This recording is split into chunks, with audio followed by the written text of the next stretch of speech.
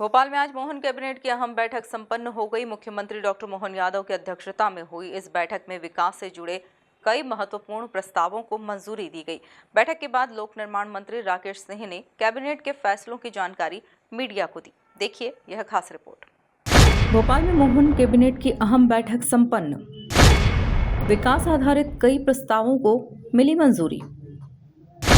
Bhopal Indore metro से जुड़े सरकार का दावा। बड़वाह धामनोद 4 लेन सड़क को हरी झंडी।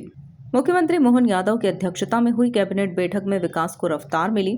पीडब्ल्यूडी मंत्री राकेश सिंह ने बताया कि कैबिनेट बैठक में प्रदेश के विकास को गति देने वाले कई मुद्दों पर गहन चर्चा हुई। उन्होंने कहा कि 20 तारीख को राजधानी भोपाल को मेट्रो की सौगात मिल चुकी है और अब मध्य प्रदेश गर्व के साथ कह सकता है कि प्रदेश के 2 बड़े शहर इंदौर और भोपाल मेट्रो से जुड़ चुके हैं। यह उपलब्धि शहरी परिवहन के क्षेत्र में प्रदेश के लिए एक ऐतिहासिक कदम मानी जा रही है। पीडब्ल्यूडी मंत्री ने बताया कि 23 दिसंबर को केंद्रीय स्वास्थ्य मंत्री जेपी नड्डा धार और बैतूल दौरे पर रहेंगे। इस दौरान वे 2 मेडिकल कॉलेजेस सहित कई अन्य विकास कार्यों की सौगात जनता को देंगे। वहीं केंद्रीय गृह मंत्री अमित शाह भी मध्य प्रदेश के दौरे पर रहेंगे। वे ग्वालियर और रीवा पहुंचेंगे और 25 दिसंबर को एमपी ग्रोथ कॉन्क्लेव में शामिल होंगे। अभी जैसे 20 तारीख को माननीय मनोहर लाल जी खट्टर के द्वारा मेट्रो ट्रेन की भोपाल में विधिवत शुभारंभ हो गया है। इसमें पहले चरण में 7 किलोमीटर का ट्रैक है जिसमें 8 स्टेशन है।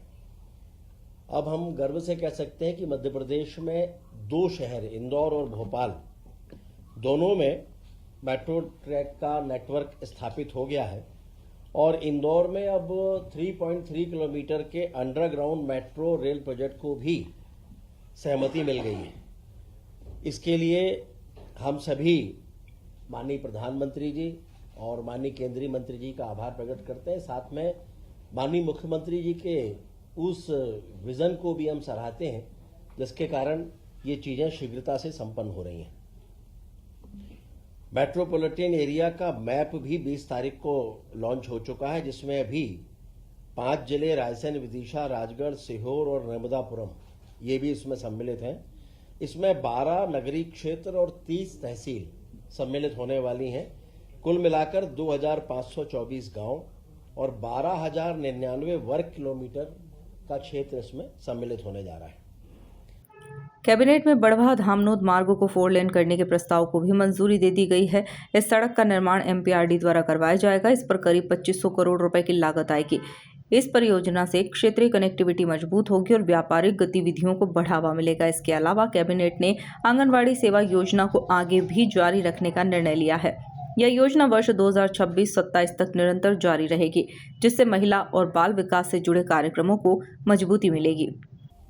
कैबिनेट में आज ये भी चर्चा हुई है, माननीय मुख्यमंत्री जी ने निर्देशित किया है कि अलग अलग प्रदेश के जिलों में जितनी भी महत्वपूर्ण समितियां हैं जिनकी अध्यक्षता प्रभारी मंत्री करते हैं, उन सारी समितियों का गठन भी जिलों में चर्चा उपरांत हो जाए और उनकी बैठकें वो भी जहां जहां प्रभारी मंत्री की उपस्थिति में होने वाली हैं, जैसे रोगी कल्याण समिति है, जिला शहरी अभिकरण है और वृंदावन गांव अनुसरण समिति है, जिला विकास सलाहकार समिति है, इनकी बैठकें भी लगभग सभी जिलों में हो जाएं और जिन समितियों में मनोनयन होना है उनके बारे में भी आज ये निर्णय हुआ है कि शीघ्र उनमें मनोनयन भी हो जाएगा। आज कैबिनेट में जिन विषयों पर सहमति दी है उसमें मुख्य रूप से है बड़वाह धामनोद मार्ग का जो अभी 2 लेन है, ये 4 लेन रोड के रूप में हैम के अंतर्गत इसका उन्नयन होने वाला है। ये लगभग 2 एनएच को जोड़ने वाली है और उसके साथ साथ महेश्वर जैसे प्रमुख स्थान उसको भी इसके माध्यम से कनेक्टिविटी मिलने जा रही है। ये एमपीआरडीसी के द्वारा इसका निर्माण किया जाना है और महत्वपूर्ण बात यह है कि इसमें केवल 60% राशि का संचालन ये 15 साल की अवधि तक सरकार को देना होगा और अभी मात्र उसमें 900 करोड़ रुपए के आसपास की राशि होगी जो दी जाएगी। बाकी 15 साल किश्तों में दिया जाएगा और इसमें आने वाले समय पर जो टोल नाके होंगे वो भी मध्य प्रदेश सरकार के द्वारा ही संचालित होंगे। तो अपने आप में अत्यंत महत्वपूर्ण ये रोड का निर्माण हो रहा है। अभी गति सीमा लगभग वहां पर होती है 30 किलोमीटर के आसपास। ये बनने के बाद ये हो जाएगी 100 किलोमीटर प्रति घंटे की स्पीड होगी। तो स्वाभाविक रूप से उस पूरे क्षेत्र को इसका अत्यंत लाभ मिलने जा रहा है। लगभग 2500 करोड़ के आसपास है।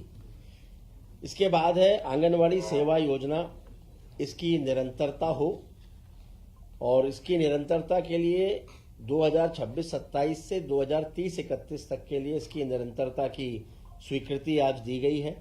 इस योजना में आंगनवाड़ी सेवा योजना, जिसमें पूरक पोषण आहार कार्यक्रम, शाला की पूर्व शिक्षा, आंगनवाड़ी भवन निर्माण, सक्षम आंगनवाड़ी सहित पोषण अभियान, किशोरी बालिकाओं के लिए योजना और आंगनवाड़ी कार्यकर्ताओं का प्रशिक्षण, ये सब भी इसमें सम्मिलित है।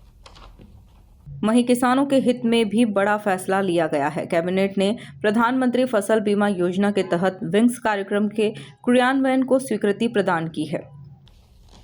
प्रधानमंत्री फसल बीमा योजना के विंड्स कार्यक्रम के क्रियान्वयन को भी आज स्वीकृति मिली है। विंड्स है weather information network and data system.